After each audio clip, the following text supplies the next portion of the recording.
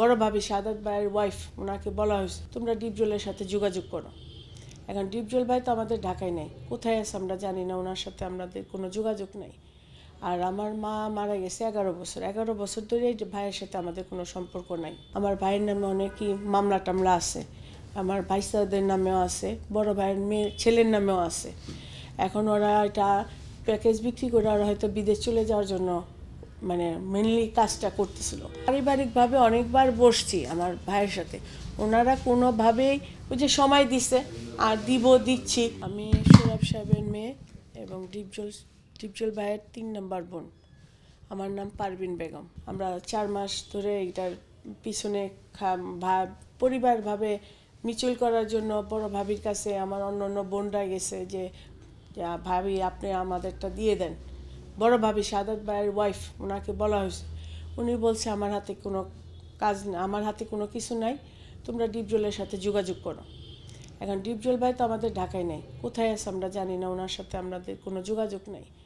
আর আমার মা মারা গেছে 11 বছর ধরে ভাইয়ের সাথে আমাদের কোনো সম্পর্ক নাই, পুরাই টোটালি আমরা আলাদা।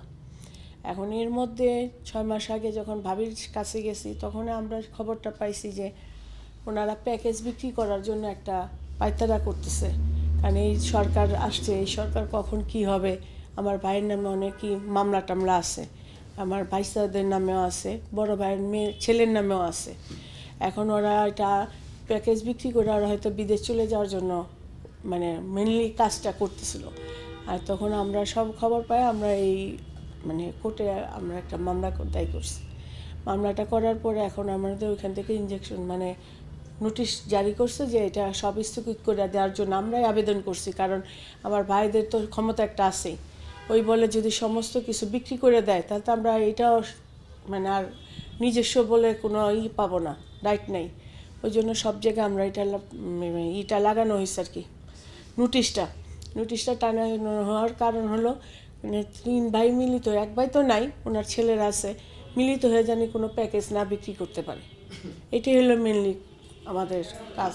আপনি বলছিলেন যে আপনার আম্মা মারা গিয়েছে 11 বছর। হ্যাঁ, আপনার আব্বা তো অনেক আগে মারা গিয়েছে, 40 বছর হয়েছে। হ্যাঁ, তো সেই জায়গা থেকে এই 11 বছরের মধ্যে বা আব্বা মারা যাওয়ার পরবর্তী সময় এসেও কেন এই যে এখন মামলাটা করলেন? আপনি বলছিলেন যে প্যাকেজ বিক্রি করছে এই জন্য আপনারা যাচ্ছেন, কিন্তু এতদিনে তো আপনাদের সম্পত্তিগুলো ভাগ হয়ে যাওয়ার কথা ছিল না। ভাগ হওয়ার আমরা পারিবারিকভাবে অনেকবার বসছি আমার ভাইয়ের সাথে, ওনারা কোনোভাবেই ওই যে সময় দিছে আর দিচ্ছি। আর উনি তো পারিবারিকভাবে অনেক সমাজের মধ্যে অনেক সমস্যায় তাই ভুগতেছে, মামলা টামলা খায়, অনেক সময় বাইরে থাকে, বাসায় আসলে ভাই এটা কী করবেন, আচ্ছা করে দিতেছি, এইভাবে আর কি দিনগুলা পার হয়েছে। এখন আমরা এখনও ওনার বিরুদ্ধে আমরা কিছুই করতাম না যদি উনি ঢাকায় থাকতো বা আমাদের সাথে পারিবারিকভাবে কথা বলতো। ওনারা আমাদের সব জানানো হয়েছে, উনি কোনো কিছুতে আগে আসেনি।